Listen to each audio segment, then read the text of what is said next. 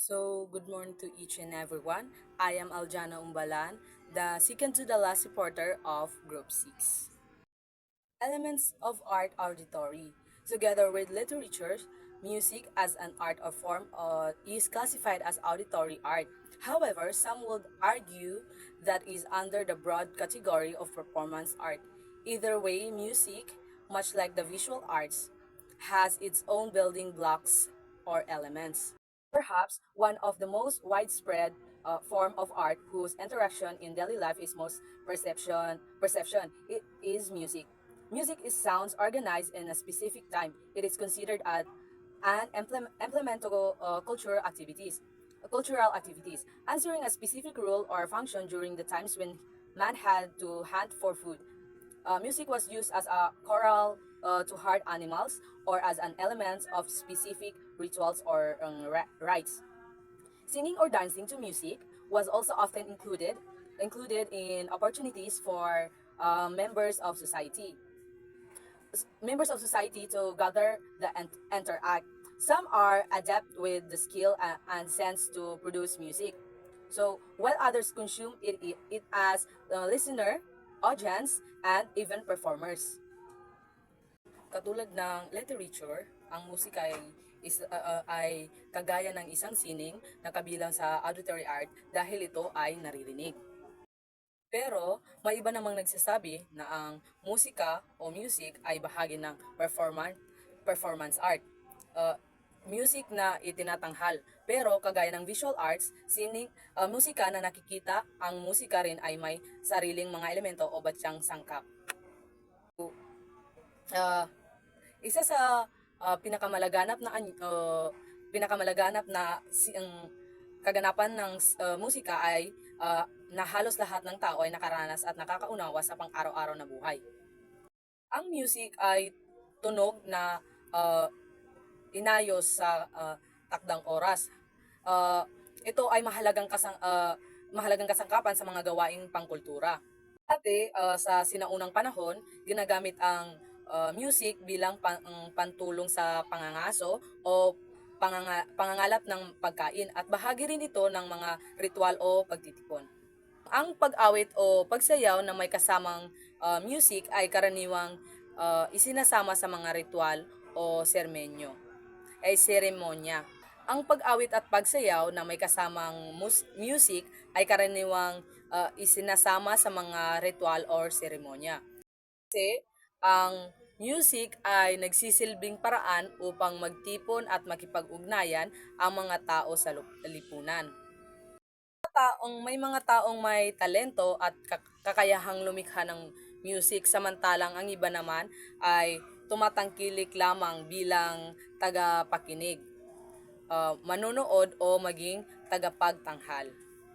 So, sa madaling salita, ang music bilang auditory art ay tunog na inayos upang makalikha ng isang music. Ginagamit ito noon pa man para sa ritual, pagtitimon at kultura. Hanggang ngayon, nananatili itong paraan, pagpapahayag at pakikipag-ugnayan ng tao kung saan may gumagawa ng music at may tumatangkilik dito. If there is an important quality that music has, it is having the capacity to transcend barriers, even that of differences in language or convention in sounds. And different demographic groups and individuals may have specific performance as to the genre of music. However, in order to establish this preference, listener often take to its elements for its evolutions. Some of the common elements of music are the rhythm, dynamics, melody, harmony, timbre, and texture. So we're going to tackle that rhythm, dynamics, melody, harmony, and timbre, also the texture. Bakit nga ba mahalaga ang music sa elements of auditory?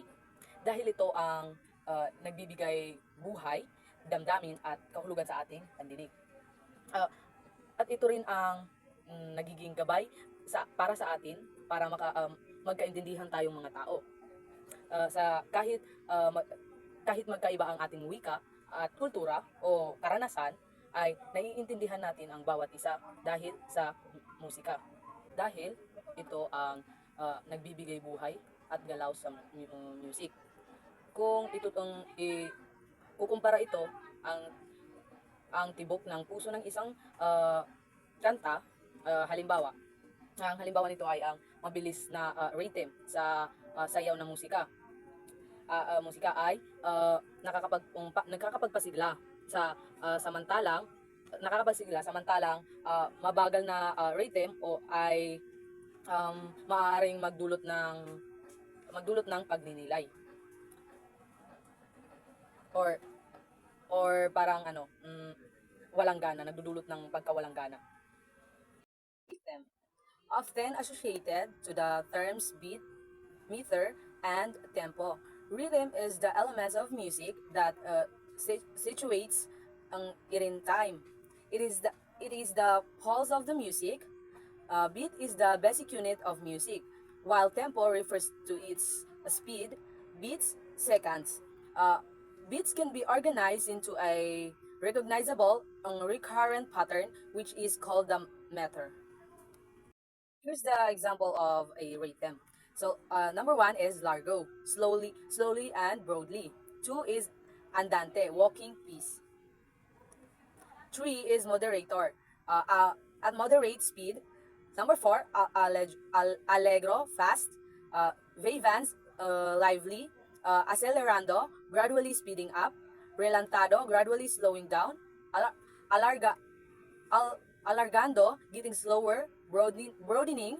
And lastly is the rabito, literally rabbit time. Rhythm is played freely for expressive effect. So, bakit nga ba pasok sa common elements of music ang rhythm? Dahil ito ang nagbibigay buhay at galaw sa music. Kung kukumpara ito ang tibok ng puso ng isang kanta, halimbawa, ang halimbawa nito ay ang mabilis na rhythm sa sayaw ng musika ay nagkakapagpasigla sa samantalang mabagal na rhythm o ay maaaring magdulot ng pagninilay or parang walang gana, nagdudulot ng pagkawalang gana. Dynamic. The elements of music that refers to the loudness or quietness of music is dynamics. Pianismo is very quiet, and piano is quiet. Mezzo piano or MP, moderately quiet. Mezzo forte, MF, moderately loud. Forte is loud. Fortissimo is very loud. Ang dynamics ay pasok sa common elements of auditory music dahil sa ito ang pagsasaayos ng lakas at hina ng tunog. Ang biglaang paglakas o paghina ay nagbibigay ng emosyon sa atin at tensyon sa isang piraso ng music. When composer indicate an increase or decrease in loudness, they use the terms crescendo for the former, and this decrescendo or diminuendo for the latter. Melody refers to the linear presentation, horizontal of pitch. By horizontal, it means that in musical nations, it is read in succession from left to right. Pitches is the highness or lowness of musical sound. Bakit pasok sa common elements of music? So pasok ito dahil karaniwang itong nagsisilbing kwento ng music. Ito ang madalas na kinakanta o tumatatak sa isip tulad ng chorus ng isang kanta. Harmony. In harmony, if melody is horizontal, harmony is vertical. It arrays when pitches are combined to form chords. When several notes are simultaneously played, this refers to accords. Ang harmony naman ay pasok sa common elements of music dahil kapag pinagsama ang iba't ibang tunog at tono, nagkakaroon ng mas makulay at masaganang musika. Ang harmony ang nagbibigay ng lalim at ganda sa simpleng musika. At sa simpleng parang malambing na tunog. Timbre. Timbre is often linked to the color of music. It is a quality that distinguishes a voice or an instrument from another.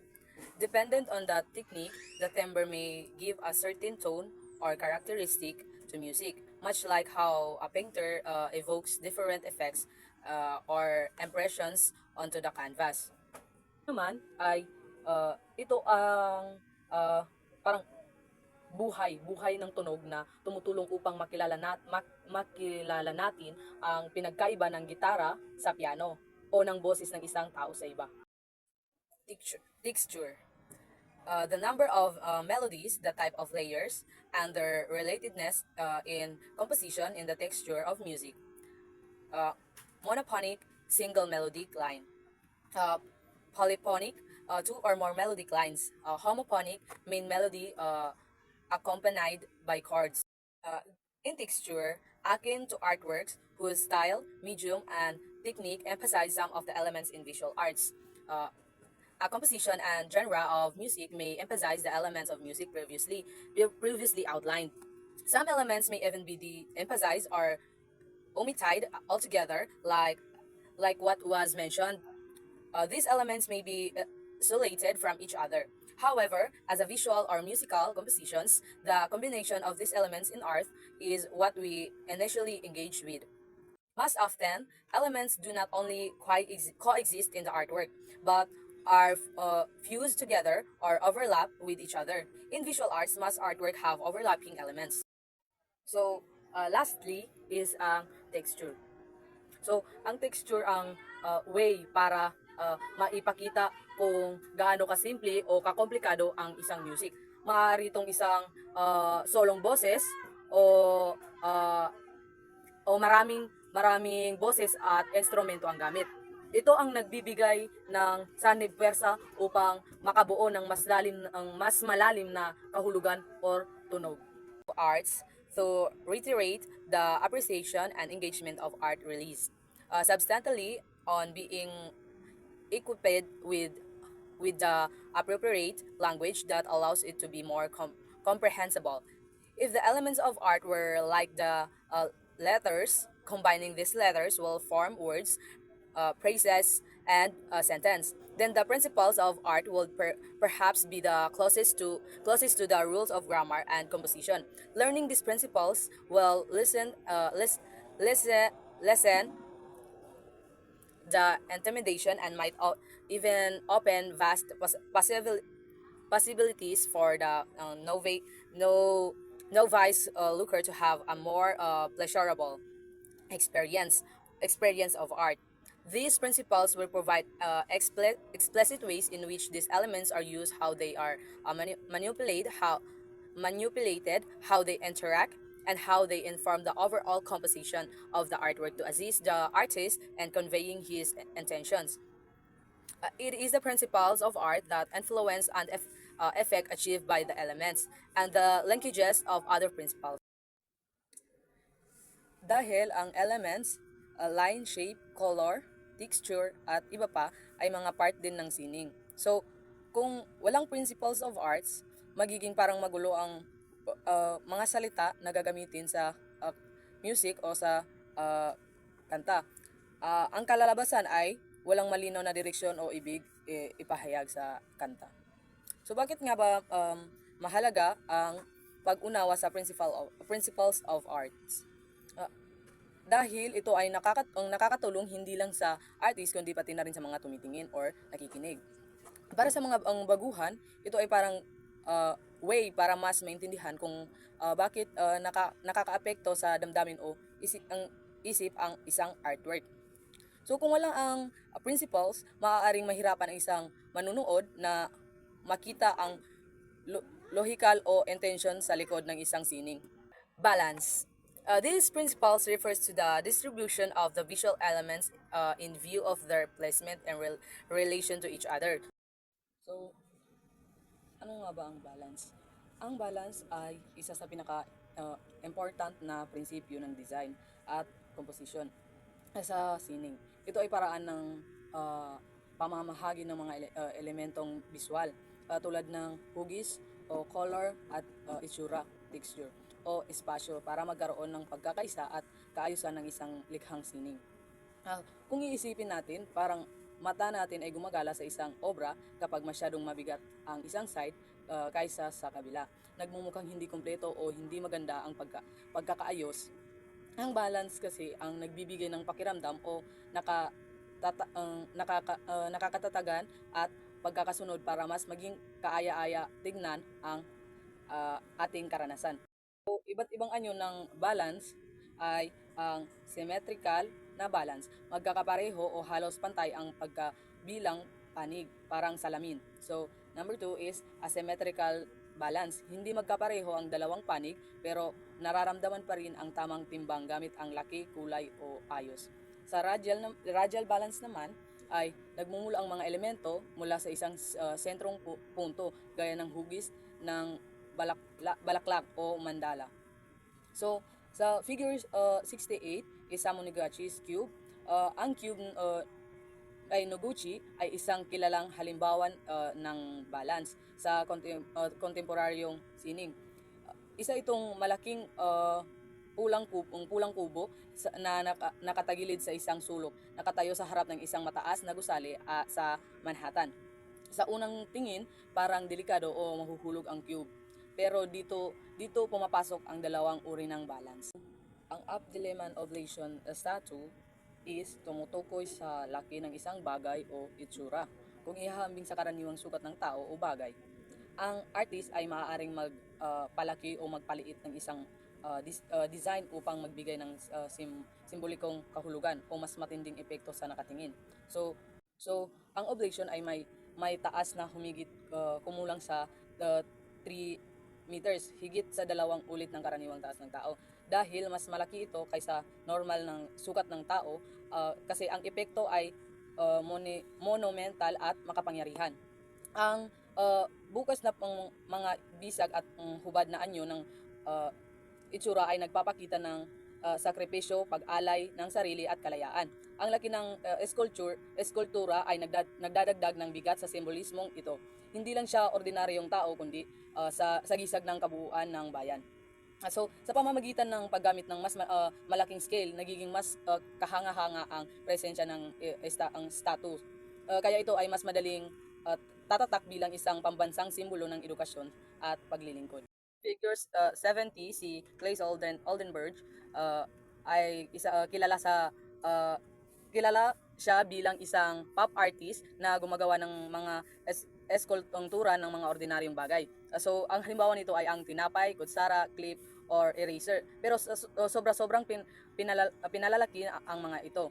Sa kanyang estilo, ang mga bagay na karaniwang hindi napapansin sa araw-araw ay biglang nagiging monumental at may bagong kahulugan dahil sa laki. So, siya ay painter noong 2001. Isa itong halimbawa kung paano ginagamit ni Oldenburg ang skill.